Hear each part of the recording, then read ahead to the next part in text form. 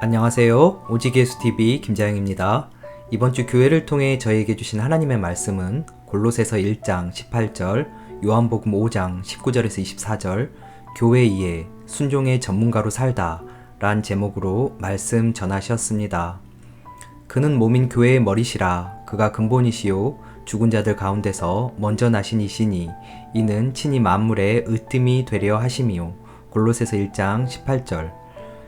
그러므로 예수께서 그들에게 이르시되 내가 진실로 진실로 너희에게 이르노니 아들이 아버지께서 하시는 일을 보지 않고는 아무것도 스스로 할 수 없나니 아버지께서 행하시는 그것을 아들도 그와 같이 행하느니라. 내가 진실로 진실로 너희에게 이르노니 내 말을 듣고 또 나 보내신 이를 믿는 자는 영생을 얻었고 심판에 이르지 아니하나니 사망에서 생명으로 옮겼느니라. 요한복음 5장 19절에서 24절 중에서. 오늘의 설교 목적입니다. 교회는 순종의 전문가로 살아간다는 것입니다. 순회 선교단은 1년에 2차례 인사이동이 있습니다. 전문성은 전혀 고려하지 않습니다. 삶의 형편을 전혀 고려하지 않습니다. 엉뚱한 곳에 배치되는 경우도 왕왕 있습니다. 일의 연속성도 중요하고 일을 통해 생성된 결과물도 중요한데 전혀 고려하지 않습니다. 그럼에도 선교사님들이 불편해하지 않습니다. 긴장은 하지만 문제가 생기지 않습니다. 하나님 나라는 하나님께서 가꾸어 가시니 부르신 하나님께 감사하며 나아간다고 합니다. 순종은 의지로 되는 것이 아니라 하나님의 마음이 우리 삶에 들어왔을 때 됩니다. 우리는 주님께서 멈추라 하시면 멈추고 우하시면 우로 가고 좌하시면 좌로 가겠습니다 하고 다짐합니다. 그런데 그런 다짐과 의지로 순종이 되는 것이 아니라고 하십니다. 하나님의 말씀에 사로잡혀야 순종이 됩니다. 그렇지 않은 상태에서 순종할 때 무엇인가 이루어지면 나의 의의가 되고 이루어지지 않으면 낙담하게 됩니다. 오늘 말씀 18절에서 예수님이 교회의 머리이므로 머리 대신 주님의 생각이 몸에게 들려야 합니다. 우리가 몸이라면 머리 대신 주님께 붙어 있어야 합니다. 머리 대신 주님이 뿌리요 시작입니다. 주님이 출발이요 중심입니다. 그런데 왜 머리 대신 주님을 신뢰하지 못할까요? 중심으로부터 떨어져 나간 상태, 파라포마의 상태가 되면 나의 생각이 중요해집니다. 그래서 내가 계획을 수립하고 조직해서 잘 관리하려고 합니다. 오늘 말씀에서 머리 대신 주님은 아버지께서 보여주신 것이 아니면 행하지 않으셨습니다. 아버지께서 보여주신 것만 행하며 사셨습니다. 이 19절 말씀에 앞서 예수님은 베데스다 연못에서 38년 된 병자를 고치셨습니다. 그런데 병자와 나눈 대화는 논리적으로 어색합니다. 예수께서 그 누운 것을 보시고 병이 벌써 오래된 줄 아시고 이르시되 내가 낫고자 하느냐. 병자가 대답하되 주여 물이 움직일 때 나를 못에 넣어주는 사람이 없어 내가 가는 동안에 다른 사람이 먼저 내려가나이다. 예수께서 이르시되 일어나 내 자리를 들고 걸어가라 하시니 요한복음 5장 6절에서 8절 말씀. 주님은 낫고자 하느냐고 물으셨는데 병자는 나을 수 없게 하는 환경을 이야기합니다. 자신이 낫지 못하게 하는 문제를 이야기한다는 것입니다. 우리 신앙의 태도, 빛깔이 보이기를 축복합니다. 그때 주님께서 다시 말씀하시는 내용도 이상합니다. 일어나 내 자리를 들고 가라고 하십니다. 예수님은 항상 아버지와 교감합니다. 아버지를 주목합니다. 사건이 일어나고 상황이 펼쳐지고 있음에도 그것보다 아버지가 제일 현실된 것입니다. 주님은 아버지께서 베데스다 연못으로 가시는 것을 보셨습니다. 하나님 아버지는 38년 된 병자를 주목하십니다. 하나님 아버지를 가만히 바라보고 있는데 그 38년 된 병자를 향한 아버지의 입술을 보니 내가 낫고자 하느냐 하십니다. 그래서 주님도 아버지가 말씀하신 그대로 말씀하신 것입니다. 병자가 엉뚱한 대답을 했는데도 예수님은 아버지의 그 말씀을 따라서 자리를 들고 걸어가라고 하십니다. 이것이 바로 아버지가 보여주지 않으면 아무것도 하지 않는다는 말씀의 뜻입니다. 주님은 하나님 아버지께서 하신 것을 그대로 한다는 것입니다. 이것이 신앙의 정수로 자리 잡기를 바랍니다. 예수님께서는 보내신 아버지가 항상 제일 현실이었습니다. 아버지께서 우리에게 자녀를 주셨습니다. 자녀에 대한 아버지의 계획이 있는 것입니다. 그래서 자녀를 주신 주님을 바라보면 안심이 됩니다.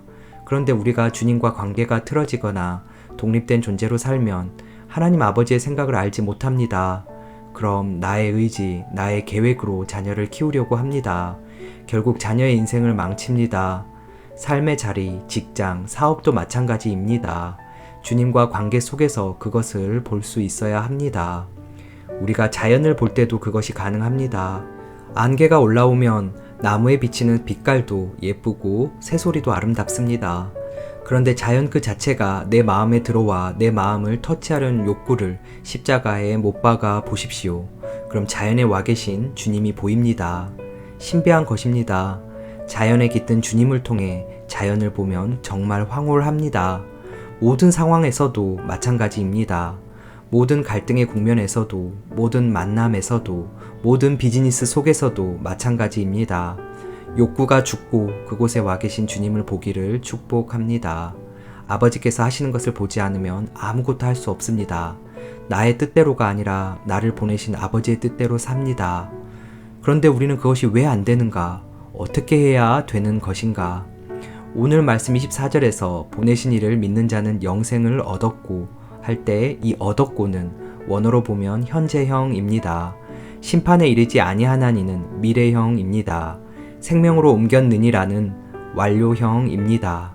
흔히 영생은 죽고 난 이후로만 생각하는데 성경에서 말하는 영생은 항상 현재형입니다.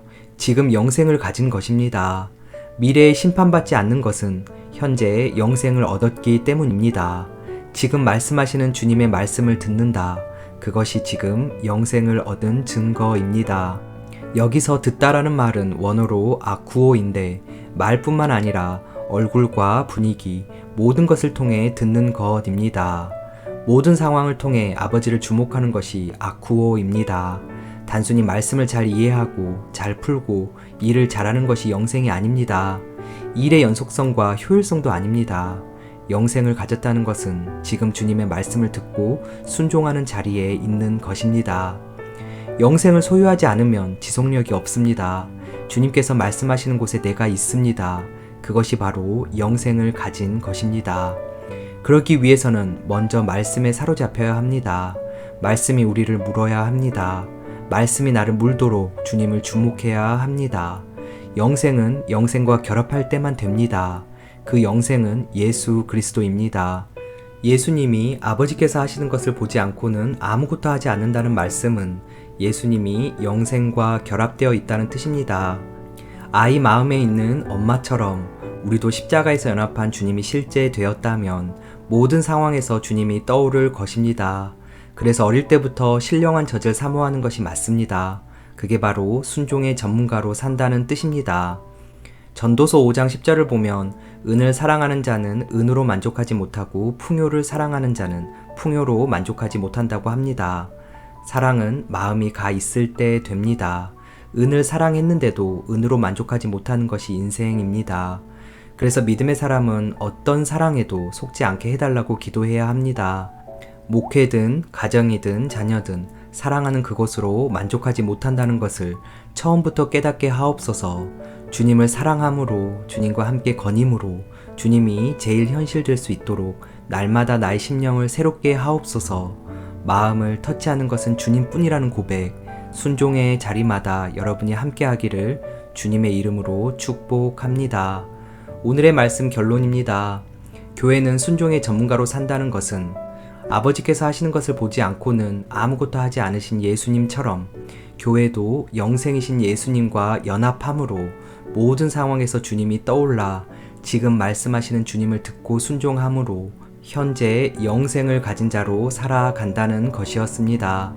오늘도 오직 예수입니다. 감사합니다.